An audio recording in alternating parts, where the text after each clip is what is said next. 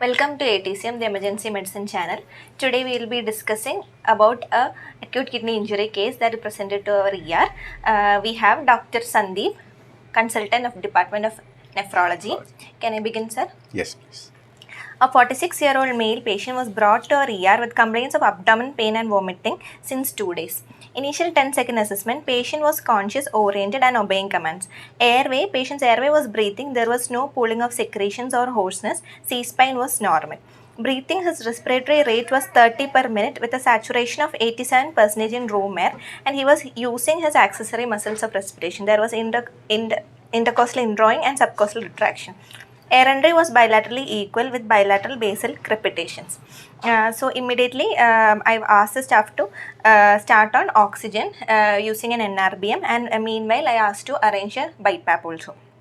Circulation, his pulse rate was 125 per minute with a blood pressure of 80/40 millimeters of mercury and a MAP of 53, and all peripheral pulses were feeble. So immediately 2 large bore IV cannulas were secured, and since he was looking in more towards like he is having failure, we bolused only 250 ml of NS bolus, and we checked the IVC. IVC was 2 cm dilated with good LV functions and bilateral B lines. So we didn't push more fluids to him, and we've arranged noradrenaline for the patient. And cardiac monitors were connected, and we've arranged for catheterization also. Disability, his GCS was E4, V5, M6 and pupils were 2 mm bilaterally equal reactive.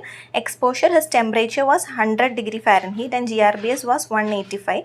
Hypothermia was prevented by blanket. So after this initial 10-second, after primary survey, we went to the adjuncts. Adjuncts, at present his airway is patent. Breathing, he was tachypneic. So we directly place him on BiPAP. Then circulation wise, we have already inserted 2 large bore IV cannulas, and we have started him on noradrenaline, and I also asked for an ABG. ABG was showing a pH of 7.375, a PCO2 of 28, a bicarbonate of 14.3 and lactate of 5.1. So and anion gap was 15. So he was having a high anion gap, metabolic acidosis. Lactate was 5.1, so lactic acidosis also there, and in our ABG we can see creatine was 4.3. So metabolic acidosis secondary to lactic acidosis and renal failure. Okay. Then exposure, he had a temperature of 100, so I've given 1 gram paracetamol also. Then I reassessed the patient. His heart rate was 118, BP picked up to 90/60, respiratory rate improved to 28, and saturation was 100%. Then we went ahead with the sample history. He doesn't have any allergies. He is on Cilacar, cilnidipine 10 mg twice a day, Nebicard 5 mg twice a day, and he is on Mixtard 30/70, 8 in the morning and 6 at night, and he was also on Atorvastatin 20 mg at night. Past history, he is a diabetic since 15 years and he is having hypertension for last 15 years and dyslipidemia for 10 years. He was having PVOD, for which left first toe amputation was done in 2013, and left distal SFA popliteal plasty was done in 2017 for PVOD, and later after that he developed a non-healing ulcer, for which his left midfoot amputation also was done in the same year 2017 towards the end. Then after that he on February 2020, he had bilateral pyelonephritis and his urine culture was showing E. coli, and his creatinine that time was 2.48. So we don't have any other baseline creatinine, so this was considered as a baseline creatinine 2.48. His last meal was previous day dinner.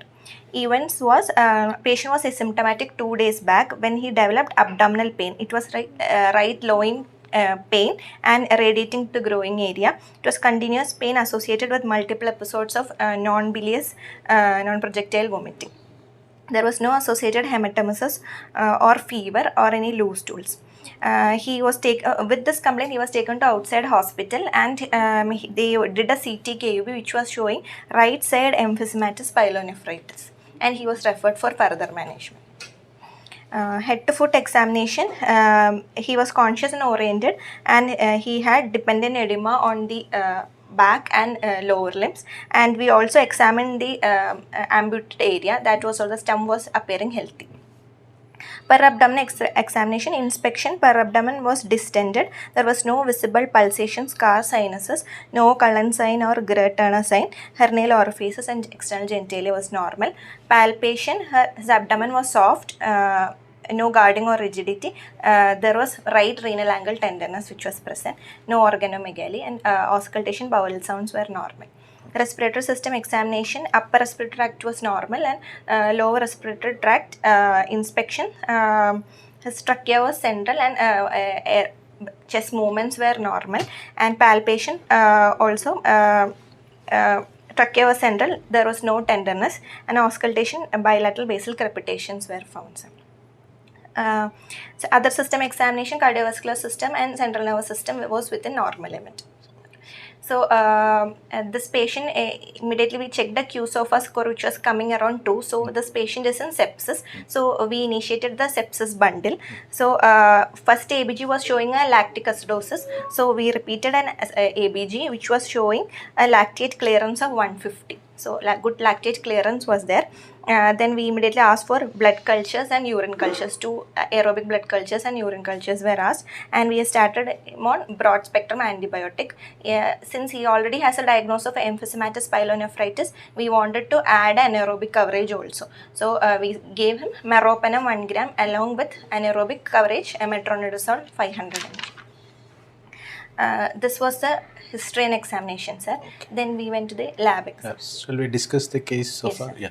So from the initial assessment, before you got the labs and before your examination, what was your clinical impression? The first 10 seconds, initial assessment. Initial 10-second assessment itself, patient was conscious oriented and he was able to maintain his airway, and this patient was tachypneic, maybe because of the sepsis or because of the fever. Okay. And he was in volume overload stage, maybe because of the sepsis and associated renal failure. Right. The patient presented to you with loin pain. Okay, sir. And patient was in sepsis. So what are the conditions in which patients present with loin pain and sepsis? Loin pain may be because of local pathologies can be there, sir. Or there can be renal abscesses or pyelonephritis can be there, or any abscess in the psoas area, psoas abscess, or in the retroperitoneal abscesses can be there. Yeah. Only any communication with the peritoneum, fistulas or some local pathologies can be there, sir. So it's most likely a local pathology leading to sepsis. So what is a renal diagnosis in this case? Renal diagnosis wise, he is in right side Emphysematis Pyelonephritis associated with acute kidney injury. Acute kidney injury, okay. So that is your diagnosis. So what is acute kidney injury basically? Acute kidney injury means there are different definitions, sir. Yeah. So according to the KDIGO definition, that means worsening of creatinine more than 0.3 milligram per deciliter within 48 hours, or worsening of creatinine more than 1.5 within 7 days. That is according to the KDIGO, or according to AKIN, that means Acute Kidney Injury Network. They are telling creatinine more than 0.8 milligram per deciliter in 48 hours, or creatinine worsening more than increasing more than 150 to 200 in 48 hours. Okay, so what is the urine output? According to urine output, we can divide it into different stages. Yeah. So, if the urine output is less than 0.5 ml per kg per hour for 6 hours, that means it is stage 1. The patient is in AKI. Correct. So, basically, acute kidney injury is a clinical syndrome characterized by an abrupt reduction in the GFR, okay, which happens over a period of hours to days, okay, which results in decreased elimination of nitrogenous waste materials from the blood, from the body, which leads to systemic side effects. So that is how, in simple terms, you approach AKI. So abrupt reduction in GFR over a period of hours to days, resulting in decreased elimination of nitrogenous waste products, leading to other system side effects. Okay, so that is AKI.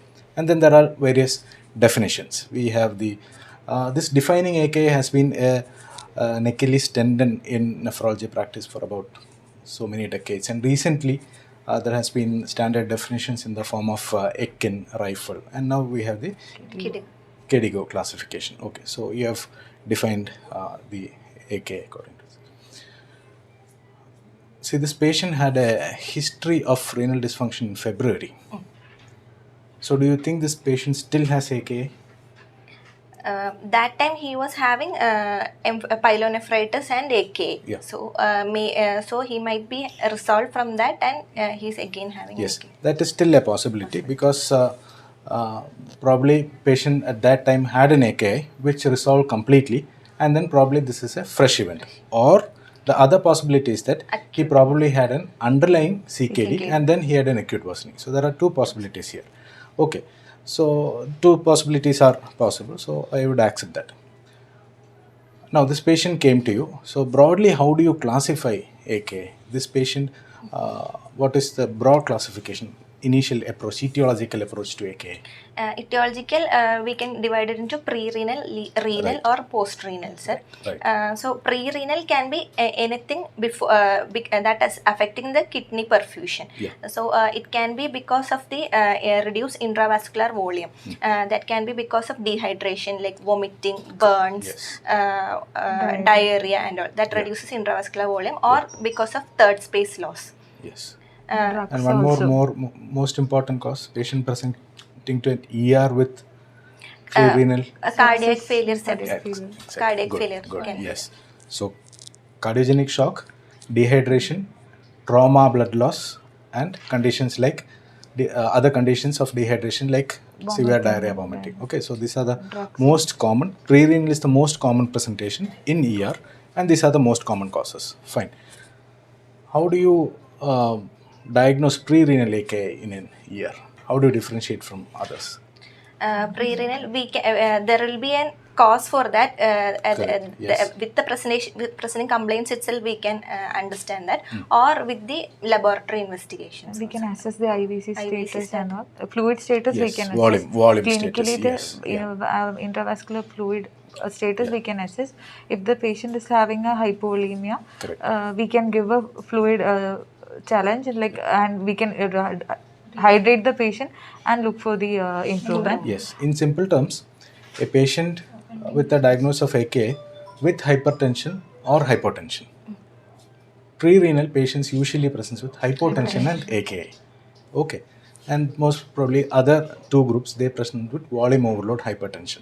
So a hypovolemic patient presenting with AKI, most likely it is pre-renal. And what do they need? Hydration. Hydration or fluids. Okay, so that is pre-renal. And what is the other most common cause in emergency? Cardiogenic shock. No, that is pre-renal. Pre-renal. Now let's go to the other two compartments, renal and post-renal. So which is, out of these two, which is the most common? Renal causes. Obstructive uropathy, I think the post-renal. So the next is usually the post-renal cause. Yeah. So what are the most common post-renal causes of AK in ER? Obstructive uropathy, maybe because of stones, or Okay. patient will be having, it can be divided according to the age, sir. So in infants and children, there can be causes like vesicular reflex or posterior ureteric valve or something, or any retroperitoneal tumors that is causing obstruction. Yes. And in adult, there some causes like even phimosis or BPH, these things can cause obstruction, obstructive uropathy, or calculate. Obstruction within the system and external obstruction. Right, right. Most commonly in practice, most commonly what is VUJ causing obstruction is calculus? Yes, elderly male coming to you with prostatomegaly. yes, prostatomegaly or CA prostate. So that is the most common cause, and bladder tumors or bladder carcinoma with causing obstruction. Because patient to develop an AK, the obstruction should be bilateral. Okay, even if it's a total unilateral obstruction, patient may not develop renal failure. So, for a post-obstructive cause to develop AKI, it has to be a bilateral cause. So, it should be either the bladder or below, mostly. A lymphoma patient, is on treatment for long, presents with the anuric AKI. So, what are the possibilities that you have? Tumor lysis syndrome or drug-induced chemotherapy. True. But we are now discussing about the post-renal. cause? Again, obstruction within the Obstruction, yes. So retroperitoneal lymph nodes masses, retroperitoneal fibrosis in cancer patients can also lead to obstruction.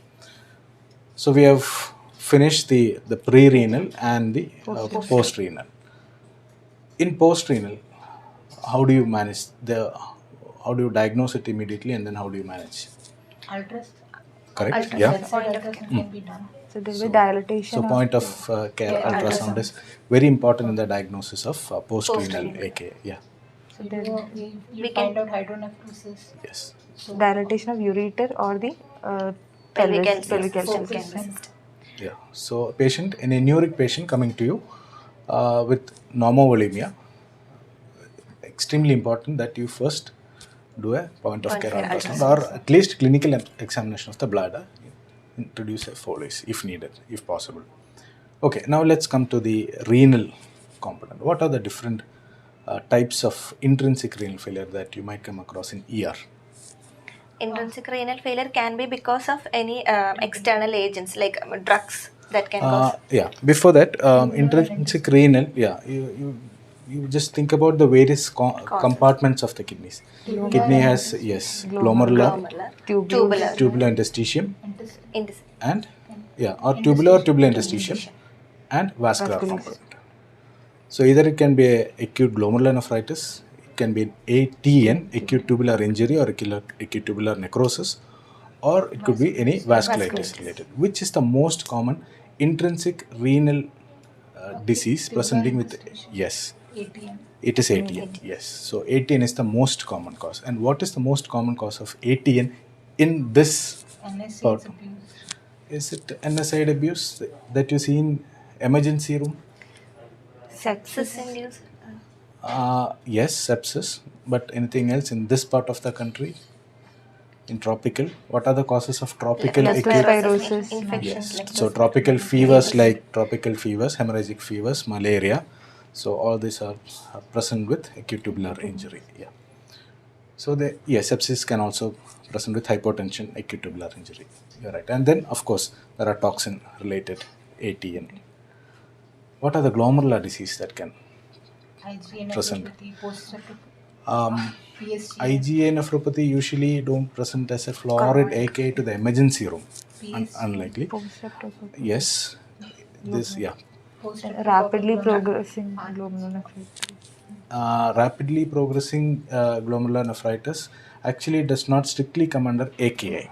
So RPGN or RPRF is something which happens usually over a period of days to weeks. AKI usually happens hours to days. So we are talking about AKI.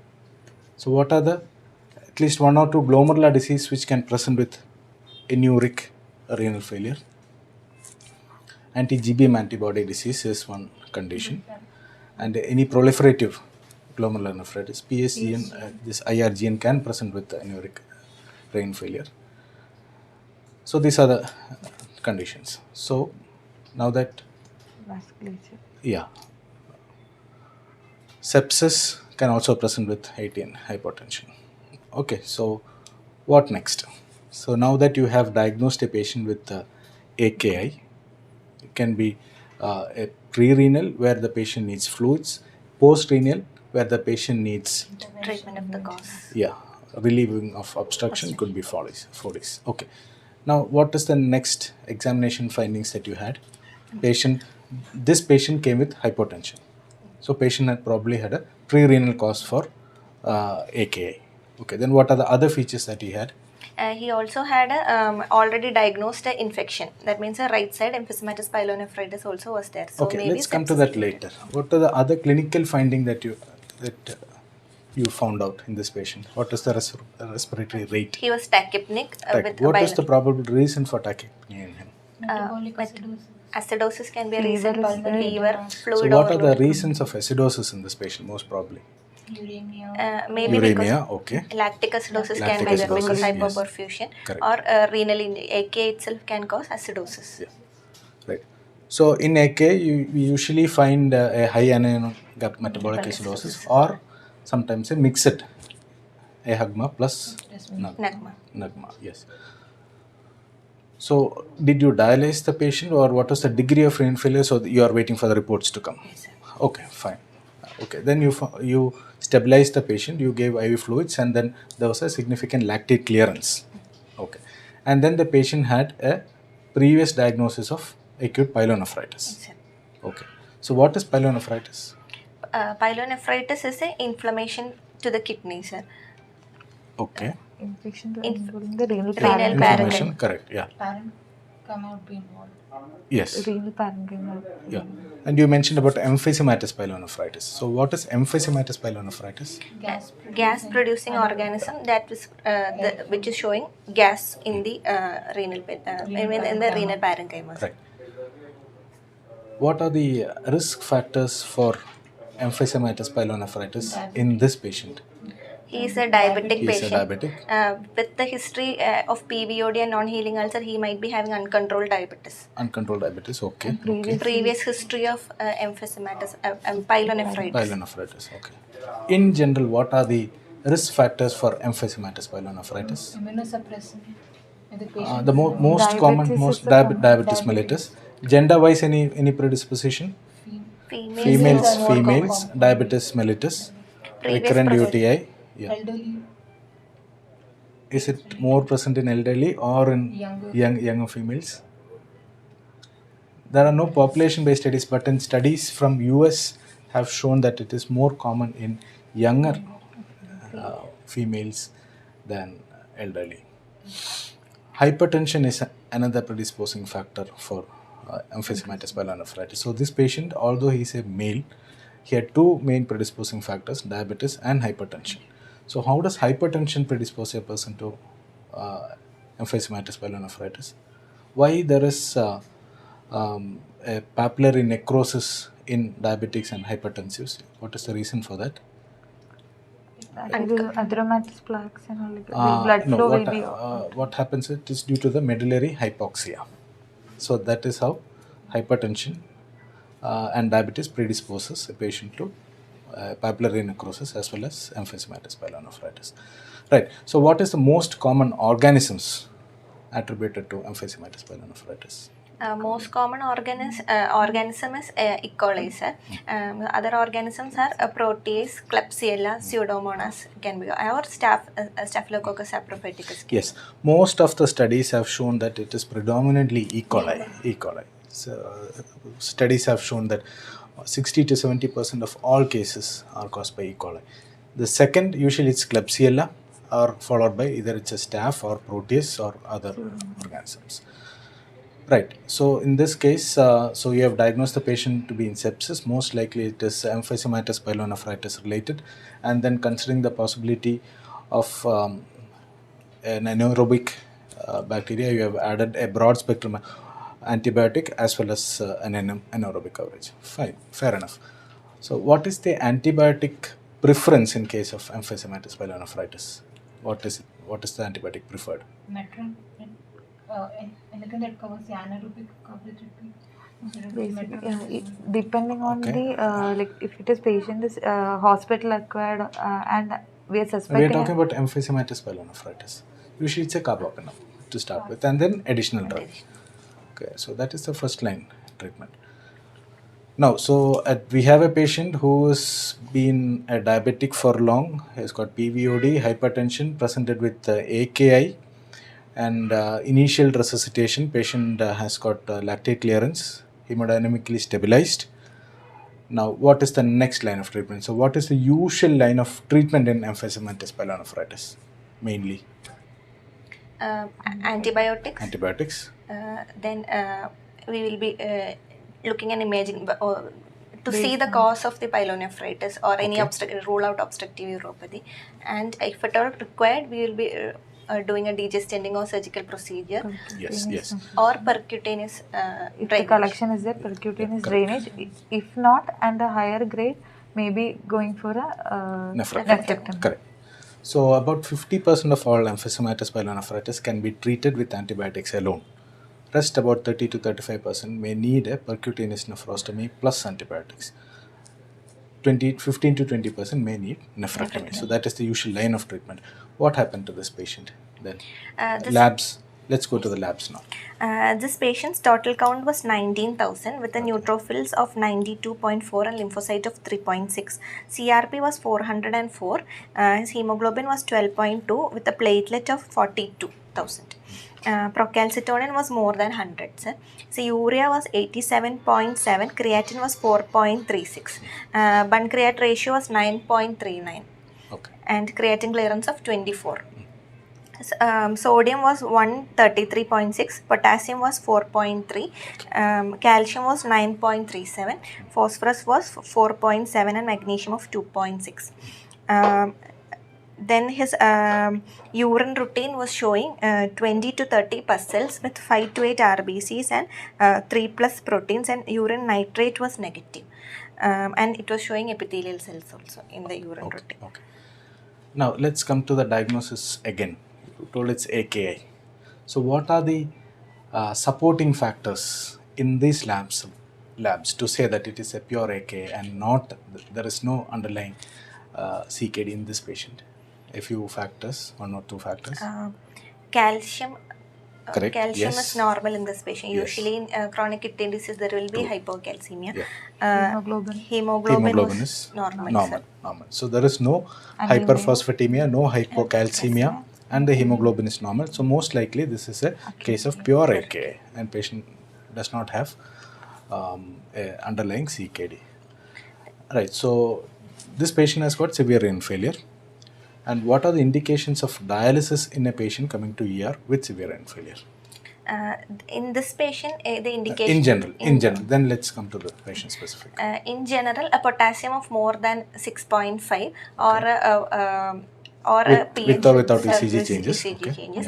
Then, Even after giving anti-hyperkalemic measures, if it is resistant to that, we will be... so refractory hyperkalemia with or without ECG changes, number 1. Okay. Then a pH of less than 7.2 because of a renal cause, renal etiology. Okay, so refractory acidosis, Not metabolic responding acidosis. to medical management. Not responding to medical management. Yes. Again. Then uremic Yes. pericarditis, Yes. uremic encephalopathy, and uremia causing bleeding problems. Okay. Then Then volume overload state. Okay. drugs, dialysable drugs. Any dialysis drugs. Does this patient have any of these factors? He was having nephrogen, pulmonary edema was there, fluid overload was there. He was in volume overload. Okay, fine. So what are the options that you have for renal replacement? We have a hemodialysis. Sir. Hemodialysis. Hemodialysis is mainly through diffusion. We will be removing the toxins, sir. Or we will be having hemofiltration. Sir. Hemofiltration is actually removing the toxins by convection techniques. That means there will be a ultrafiltration which is happening. Or Peritoneal dialysis. First, let us discuss about the dialysis, and then definitely we'll go into the peritoneal dialysis as well. So hemodialysis, we have the intermittent hemodialysis, then we have the prolonged intermittent RRT, and then we have the CRRT techniques. In this, we have the hemodialysis, hemofiltration, and hemodiafiltration. So these are the different types. Intermittent and prolonged intermittent. What is the indication to go for a prolonged intermittent like SLED? What is the indication for SLED? hemodynamic instability. Hemodynamically unstable patients are selected for SLED. Yes, and if the patient is not tolerating SLED, then it's better to go for a CRRT. Right. Okay. So what are the indications of a peritoneal dialysis? If at all we are not able to get an access for dialysis, and if the patient is having ascites, like CLD patient with ascites and cardiac failure, we can go for peritoneal. The first indication to do a PD in emergency, age-wise? Neonates, young children where hemodialysis is not possible, the only option we have is PD. So that is the most important cause. And then the other aspect is, as you told, if the vascular access is difficult, then we go for a PD. So what are the vascular access that you have seen in initiation of dialysis? Femoral catheter. Before that, there are 2 types of access. We have the temporary and the permanent. What are the Being an emergency medicine scenario, emergency department, I'm not talking about the permanent access. We are talking about the temporary access. So, what are the two different temporary access that you use in initiation of Femoral, dialysis? internal jugular. Femoral and internal jugular. Double lumen catheter is what we use usually. Okay. So, this patient had volume overload and was he initiated on dialysis? Yes, sir. He was initiated on dialysis. So, what are the usual complications that is to be, which access was used for him for initiation? Right femoral. Right femoral catheter. Why was a right femoral catheter used and not an internal jugular catheter? Was the patient restless, breathless? He was on tachypneic? BiPAP and He was on tachypneic. BiPAP. Okay, so probably that is the reason why he was initiated on a femoral catheter. Okay. So, what are the complications of dialysis? The patient is initiated on dialysis, patient is still in ER. So, what are the acute complications of dialysis that you expect? Hypotension, is the most- Hypotension, yes. arrhythmias. Okay. First session dialysis and all, like Dialysis disequilibrium. disequilibrium. What is dialysis disequilibrium syndrome? Because Why does it happen? Because of the urea will be removed from the body, Yes. and that only urea will be in the brain, sir. That will be causing altered So, cells. there are sudden osmotic shift or a change leads to dialysis disequilibrium syndrome. So, what are the measures or the steps that we take to prevent dialysis disequilibrium syndrome? Have you seen? Okay. Initially the first, what is the normal duration of dialysis that is done in the unit or in a CKD patient? It is 4 to 5 hours. But in an emergency unit, we see that the dialysis is done only for 2 hours. So first few sessions of dialysis or the first session of dialysis is done for a shorter period of time, and then the flow is a co-current flow, and then we give a 25% dextrose. Okay, and the dialysis blood flow is also reduced. It's not like usual dialysis that we give. So these are the steps to prevent a dialysis disequilibrium syndrome. So was he initiated on dialysis? He was initiated on dialysis with a femoral catheter. Okay, then Even after giving the first session of dialysis, he was still a tachypneic, sir. Tachypneic. And after that, we repeated one ABG, sir. It was showing worsening of acidosis, and he was on BiPAP and he was having a worsening. We checked the HACO score after initiating the BiPAP, sir. It was worsening, so we had to intubate him, sir. So he was intubated with an 8.58 size, 82, angle of mouth 20. Then after that, he was since he has already had a diagnosis of Emphysemitis, Pyelonephritis, we went ahead with degesting, sir. okay. So there was antibiotic plus a procedure which is done for him. Okay. Then how did he improve over a period of time? Degesting was done. After that, he never had a fever spike. After that, we were continuing on the antibiotics, and in the first 2 days he was on supports, and after that we were able to taper off the noradrenaline support, and his urine output also progressively improved, sir. And we were able to wean him off from the ventilator, and he was extubated. And in first 2 days he was on BiPAP support. Then after 2 more sessions of dialysis, he improved, and we were able to shift him out of the ICU. Okay. So basically, you had a patient who is a 40 male in his 40s, who was a diabetic of more than 15 years, hypertensive, who had a past history of a urinary infection with pyelonephritis, presenting to ER with loin pain and hypotension. He also had tachypnea, suggesting that he had a sepsis and most probably an associated acidosis with that.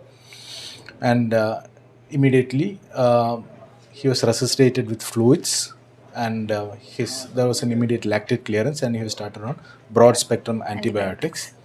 And his renal parameters showed that he had severe renal failure, and he had to be initiated in view of his volume overload, and he did not have any immediate post dialysis complications, but in view of worsening of acidosis, he had to be went intubated, and he was continued on antibiotics, and the imaging was suggestive of Emphysemitis, Spilonaparatis with obstruction. He underwent a DJ stenting. So in this patient, we treated him with antibiotics with the procedure, degestenting. He was continued on antibiotics. He was supported with dialysis and ventilation, with which his condition improved. Okay. So this seems to be a good case where you have managed well. Okay. Thank you. Thank you, sir.